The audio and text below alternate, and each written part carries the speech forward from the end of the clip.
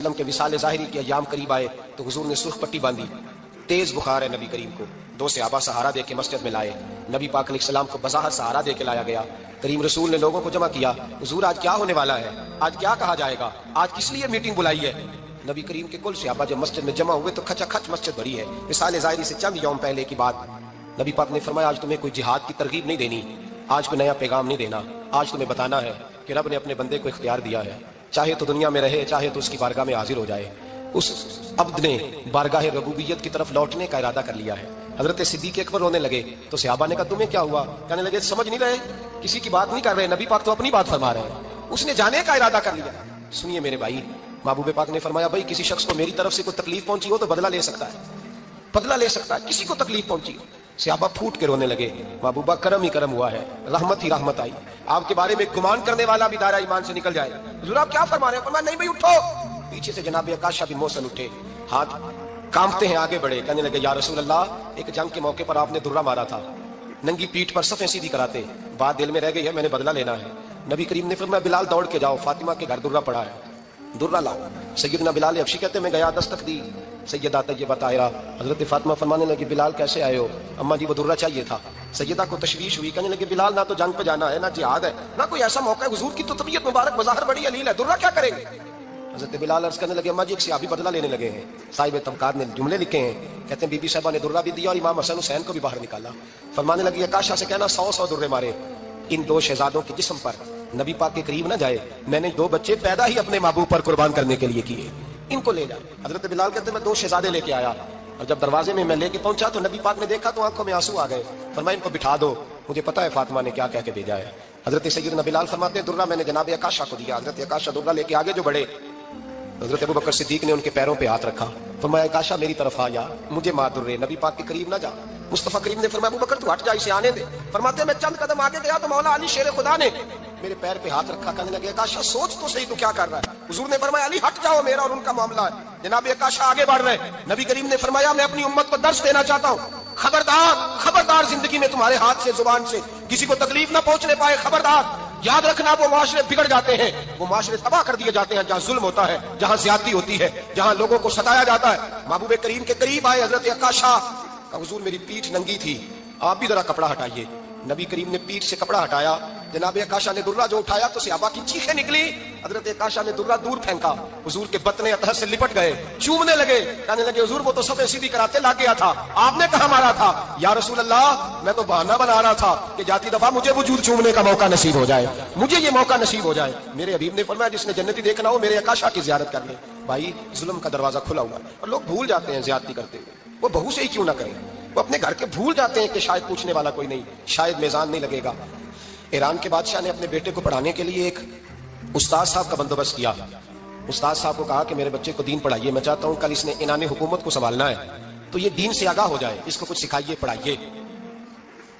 بہت نیک بزرگ بڑے درویش عالم پڑھانے لگے، اسباق مکمل ہو گئے، دین کے اسباق قرآن مجید پڑھایا، احادیث طیبہ کا درس دیا، اصول فقہ سے روشناس کرایا۔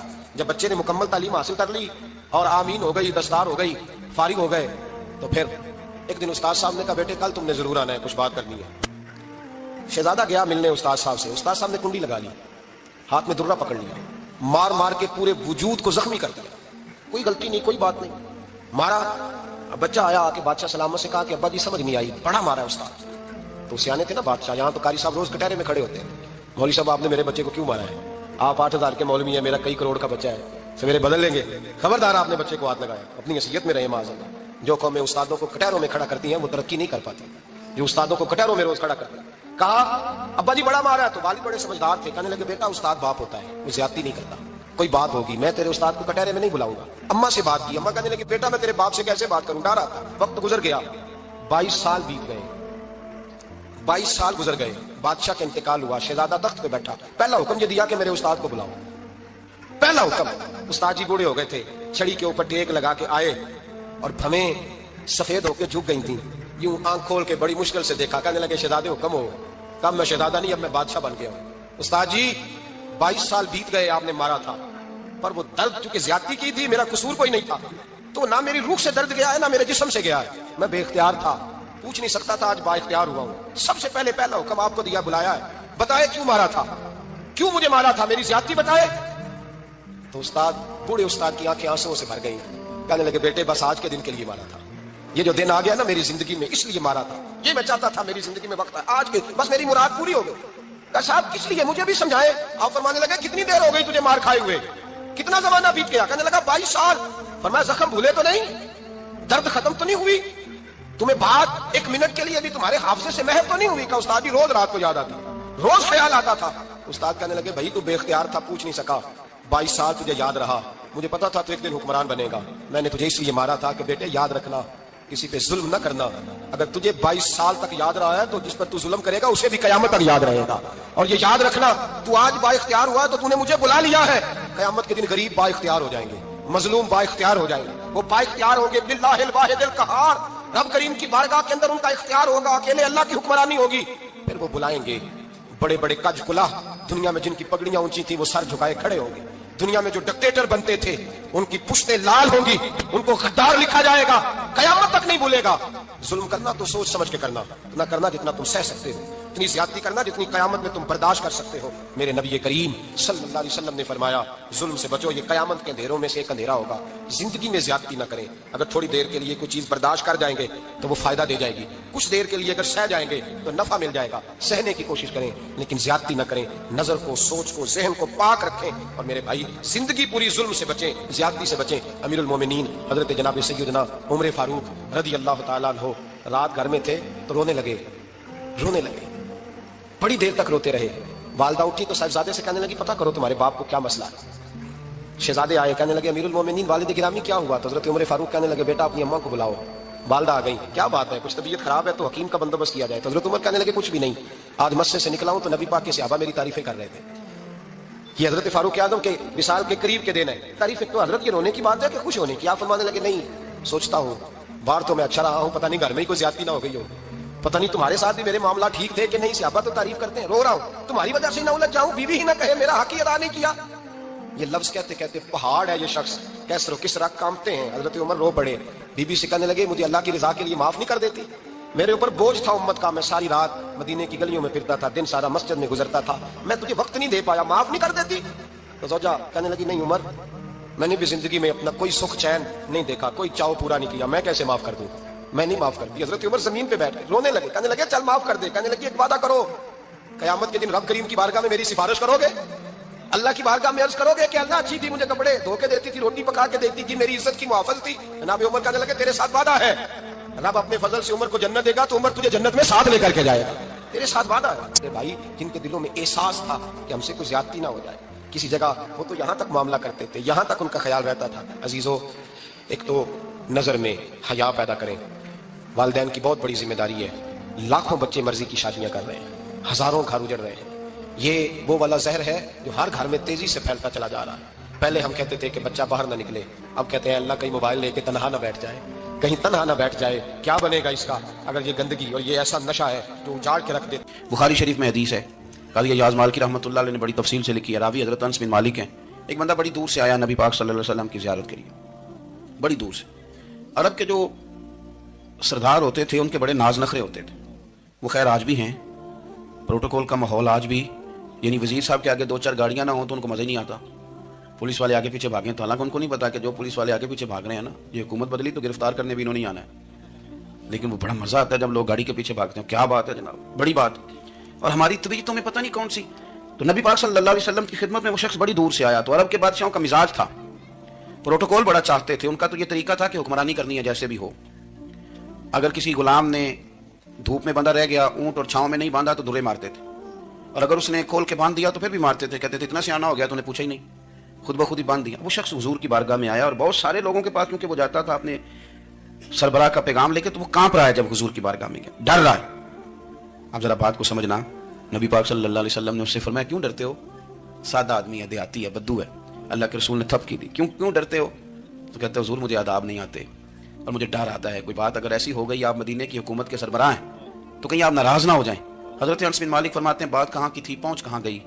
जब उसने ये कहा ना कि आप तो हुकूमत के सरबराह हैं, कहीं कोई गलती ना मुझसे हो जाए, तो नबी पाक की आंखों में आंसू आ गए, हुजूर रोने लगे और नबी पाक सल्लल्लाहु अलैहि वसल्लम फरमाने लगे ना भाई, तो किसी हुकूमत के सरबराह के पास नहीं आया ना, تو اس بیٹے کے پاس آیا ہے جس کی ماں گوشت کے خشک ٹکڑے کھا کے بھی گزارا کر لیتے.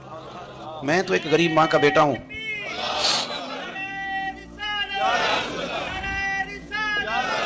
بھائی اگر آپ کا یہ ذوق بن جائے, دیکھو نا آج تو لوگ بھول جاتے ہیں نا, کپڑے بدل لیتے ہیں تو وہ سمجھتے ہیں کہ شاید سارا کچھ ہی بدل گیا.